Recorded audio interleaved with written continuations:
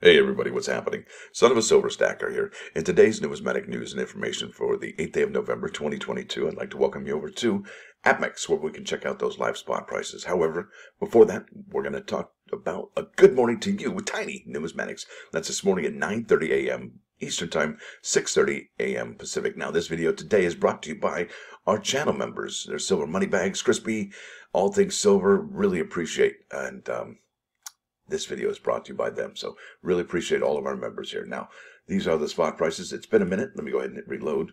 All right, looks like gold is still down $7.40 to 16.80.30. Silver's down 16 cents to 20.97. Platinum almost at $1,000. Who knew it?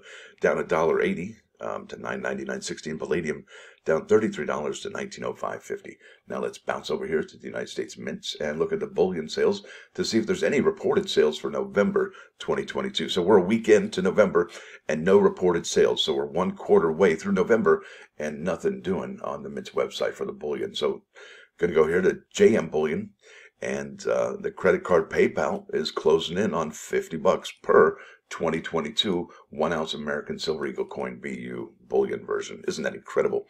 Yeah, about $7.50, and you're there. How long will that take, right?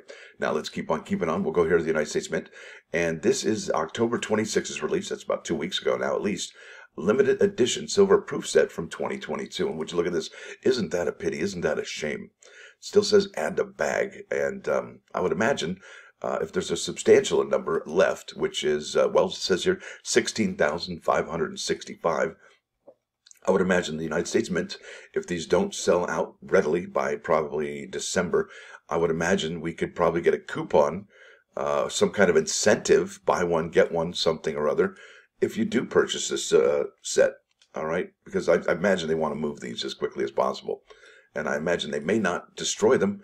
And could they become a mint hoard? Possibly. But it's just shocking that it's not sold out yet, right? That's incredible. So 50,000, and there are 16 and change available. 16 and a half. Isn't that incredible?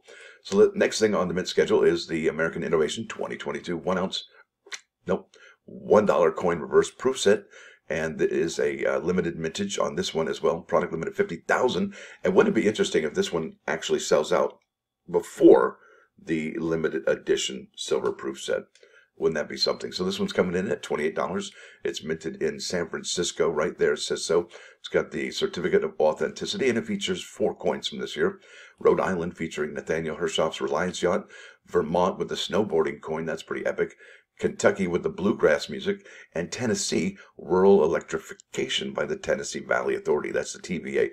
And really what's interesting about this year's particular coins, not one of them has been like the video game token coin or the Massachusetts telephone coin. Not really one huge standout among all 4 of them. And if there was a standout, it could be the snowboarding coin. But really, let's face it, that might be for a younger generation that may not have discovered this coin series just yet. So that's really interesting, seeing how this particular set started in 2018 and it will continue on to 2032. Another 10 more years, folks. Isn't that incredible? Let's keep on keeping on. Got a lot of stuff to cover here today. Now, this is CoinNews.net. This is by CoinNews.net, dated November 7, 2022. CCAC to review Ghost Army medal designs. And if you're not familiar with the Ghost Army is, well, there you go. These are actually some British chaps, looks like, but this is the gist of it. So they would get inflatable tanks, inflatable artillery pieces, and so on and so forth. And when the enemy was doing reconnaissance, well, they would get good pictures, good quality, clean pictures of these items. And, well, it would be like, wow, they got a lot more men than we thought. Well, tricked you out, didn't they? Yeah, they did. So that's their job. It says here, CCAC will hold 2-hour teleconference meeting on Tuesday, November 15, to review candidate designs for the Congressional Gold Medal Award to the Ghost Army and to discuss their annual report for 2022. The CCAC is tasked with advising the Secretary of the Treasury on themes and designs pertaining to all United States coins and medals. Specifically, key agenda topics stated for the meeting include review of the 2022 annual report. That's going to be interesting. Review and discussion of candidate designs for the Ghost Army Congressional Gold Medal and other business. How vague is that? So here we go. Public Law 11785, or the Ghost Army Congressional Gold Medal Act, awards the Congressional Gold Medal to the 23rd Headquarters Special Troops and the 3133rd Signal Service Company, the Ghost Army, in recognition of their distinguished service in conducting deception operations in Europe during World War II. Could you imagine having those reconnaissance pilots seeing a bunch of those Ghost Army just hook, line, and sinker? You bought it. It's incredible. So here, CCAC meeting time and public listening options. And it is kind of cool to actually listen in on these. You can really find out. They're all really respectful. They all have really interesting points to make. And you really get a really good insight on some of the parameters and the, I guess, the boundaries that the Mint has to work within. It's really cool. Now let's keep on keeping on. There's a lot of stuff going on here. Now this is Monday morning briefing for November 7, 2022. It says 2023 could be historic. I don't doubt it. In fact, I've been saying that about the American Silver Eagles. But that's not why he's saying that. That's not why William T. Gibbs is saying that. Now, this is published November 7, 2022 at 7 a.m. And here's there. Remember this, Granite Mountain? The Hot Shot crew? Well, remember all those coins they were supposed to make but didn't? Well, they didn't really make the law, so it's not going to happen so far. It says here, let me read this one first. I like the caption under the photo here. So far, Congress has failed to authorize any commemorative coins for 2023. One proposed bill seeks 120 different coins for 20 members of the Granite Mountain Hotshots. Yikes. 19 of them who were killed in a 2013 wildfire in Arizona. It's probably a commemorative that should be done, but I don't believe in the numbers we're talking about, because they're talking about one particular coin for each firefighter that perished. And I believe even the survivor. Now, it says here, something is missing from the United States Mint newly released 2023 product schedule. Release dates for 2023 commemorative coins. And we've talked about that for about the last 6 months, saying, hey, the United States Congress, right, is not doing anything about 2023 commemoratives yet. And here we are about a month and 3 weeks away from 2023, and we yet to hear anything about any new commemoratives for 2023. Zero. It says here, there's a very good reason for that. Congress has yet to authorize any commemorative coinage for the year, absolutely. Now, if Congress fails to authorize commemorative coinage for 2023, the year will be the first since 1985 which no commemorative coins were struck. That year, the year 1985, was a gap year, okay? Nothing going on there. Placed between the 1984 coin program celebrating the Los Angeles Summer Olympics and 1986 program celebrating the centennial of the Statue of Liberty. The resumption of the commemorative coins program, it was in 1982, with a $50 celebrating the 200th anniversary of the birth of George Washington. It came in a proof, and it came in an uncirculated. And you can buy those still to this day. Here's a new listing, $24.99. You got the proof in the kind of a maroon red and the uncirculated there in the blue.